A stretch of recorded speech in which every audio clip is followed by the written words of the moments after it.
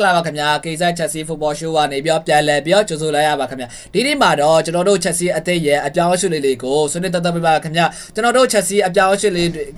ကျွန်တော်တို့ပေါ့နော်ထင်ထားတဲ့ပို့ပြီးတော့ဒါတိုက်ဆိုင်နေတဲ့လို့ပဲကျွန်တော်ကယူဆမိရဗျာတော့ပေမဲ့လို့ဒါမနေ့ကတက်လာတဲ့ report တွေအရမှာဆိုလို့ရှိရင်ကျွန်တော်တို့ရဲ့ဒုတိယကပတိန်မိုးဖြစ်တဲ့Ansu Fernandes ကိုဒါ Real Madrid အနေနဲ့လာပြီးကန်တက်ခဲ့တယ်ပေါ့လေ Real Madrid အသင်းရဲ့ဒါကွက်လက်လူနှစ်ယောက်ဖြစ်တဲ့Camavinga နဲ့ Andra Gluna ကိုဒါကျွန်တော်တို့ Ansu Fernandes နဲ့အလက်ထက်ပုံစံမျိုးလေးနဲ့ဒါ Chelsea ရဲ့တာဝန်ရှိသူတွေတက်လာပြီးတော့ကန်လက်ခဲ့တယ်ကျွန်တော်တို့သိရတယ်။ Okay ကျွန်တော်တို့ပေါ့နော်နောက်တစ်ခုက Ansu Fernandes ရဲ့ရှင်းတွေနဲ့လည်း Real Madrid တာဝန်ရှိသူတွေကလာပြီးတော့ဆွေးနွေးညီနိုင်မှုရရှိခဲ့တယ်လို့လည်းသိရတယ်ခင်ဗျ။ Okay ကျွန်တော်တို့ Chelsea တာဝန်ရှိသူတွေကမင်းတို့ငါတို့ကစားသမားကိုလိုချင်ရင်မင်းတို့ဘက်ကနေပြီးတော့ပေါင်တန်း100သုံးပေါ့ပေါင်တန်း120နဲ့လာကလက်မတာလျင်ကျွန်တော်တို့ဒါ Chelsea အသင်းရဲ့ player ဖြစ်တဲ့ Ansu Fernandes ကိုဒါလှုပ်ပေးပါပေါ့နော်ဆိုတော့ဒါကျွန်တော်အမြင်ရပြောရမှာဆိုလို့ရှိရင် Chelsea တာဝန်ရှိသူအနေနဲ့ဒါ Ansu Fernandes ကိုဒါမရလောက်ဘူးလို့တော့ကျွန်တော်တို့ကမြင်ပြီးတယ်။ဘာဖြစ်လဲဆိုလို့ရှိရင်ကျွန်တော်တို့ Ansu Fernandes ကကျွန်တော်တို့အသင်းတွေတော်တော်ကိုအရေးပါအရာရောက်တဲ့ဒါ player တအုပ်ပြဆိုတော့ဇာဘီအလုံးနောက်ပြီးတော့ဇာဘီအလုံးဆိုရဲ့ကစားကွက်မှာလည်းတော်တော်ကိုအရေးကြီးတယ်ဒါ player တယောက်လို့လည်းဒါကျွန်တော်ကတော့မြင်ပြီးရပြ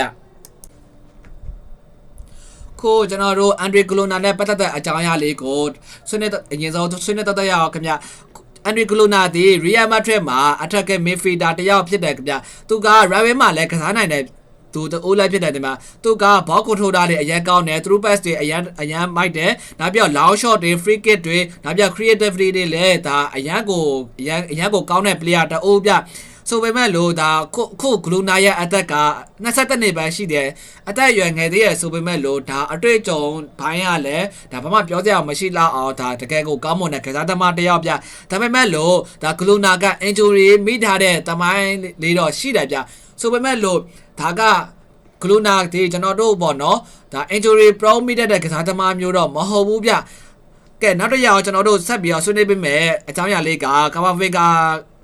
ပဲဖြစ်တယ်ခင်ဗျCamavingaကအသက်23နှစ်ရှိပြီဆိုပေမဲ့လို့ injury ခဏမိတဲ့ player တအိုးလည်းဖြစ်တယ်ဗျCamavingaဒီကျွန်တော်တို့ဘလောက်ပဲကောင်းနေပါစေ Real Madrid မှာလည်းဘလောက်ပဲကောင်းနေပါစေ injury prone injury ခဏမိတဲ့ player တယောက်ဖြစ်တဲ့အတွက်ကြောင့်မို့လို့ကျွန်တော်တို့ Chelsea အသင်းတော်ဒါကျွန်တော်တို့အဆင်ပြေမနေဘူးခင်ဗျကျွန်တော်အခုပြောထားတဲ့ဟာတွေကကျွန်တော်ပေါ့နော် rumors တွေပဲရှိသေးတာပေါ့လေ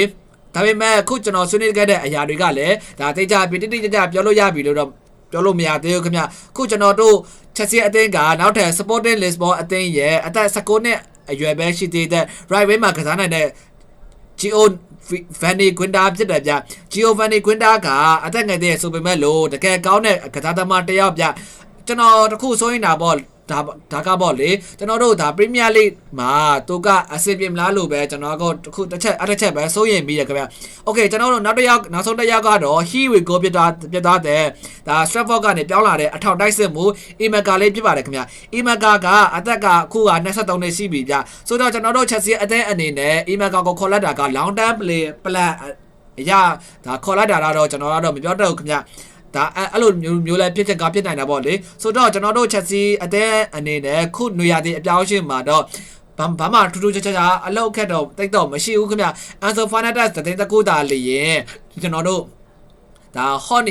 ရဲ့ပုံစံမျိုးလဲတွေ့ရတယ်ခင်ဗျဟုတ်ကဲ့ကျွန်တော်တို့အဲ့ဒါကလည်းကျွန်တော်ကပေါ့နော်တိတ်ပြောလို့ပြီးတော့မရသေးဘူးဗျဆိုတော့ခုကျွန်တော်တို့ Ansu Fernandesနဲ့ပတ်သက်ပြီးတဲ့တွေကိုဒါညီကိုတို့အနေနဲ့ဘယ်လိုမြင်ကြလဲခင်ဗျဒါညီကိုတို့ရဲ့အမြင်လေးတွေကို comment မှာတစ်ချက်တော့ရေးပေးကြကြပေါ့တောင်းဆိုလိုက်ပါခင်ဗျခုလိုကျွန်တော်အတွက်ဒါကျမ်းမာရေးကိုစိုးရိမ်မိတယ်ညီကိုတွေတယောက်ချင်းစီတိုင်းကိုလည်းကျေးဇူးအထူးတွေတရှိပါတဲ့ကြောင်းဆွေးနွေးရင်းနဲ့ဒါဗီဒီယိုကိုဒီမှာပဲအဆုံးသတ်လိုက်ပါစေခင်ဗျကျေးဇူးတူတယောက်ချင်းစီတိုင်းအားလုံးကိုကျေးဇူးတင်ပါတယ်ခင်ဗျ